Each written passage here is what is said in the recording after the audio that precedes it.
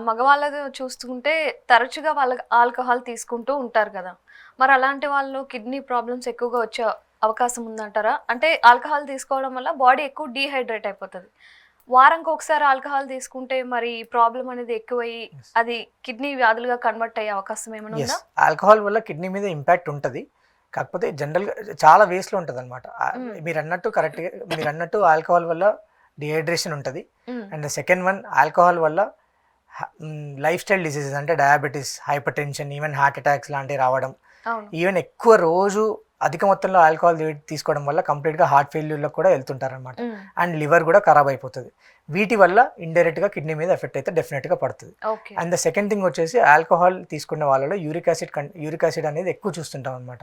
అలా uric acid stones form అయ్యి ఆ స్టోన్స్ వల్ల కూడా కిడ్నీస్ ఖరాబ్ అవుతుంటాయి. ఓకే. సో ఆల్కహాల్ అధిక మొత్తంలో తీసుకోవడం అయితే శ్రేయస్కరం కాదు. మంచిది కాదు.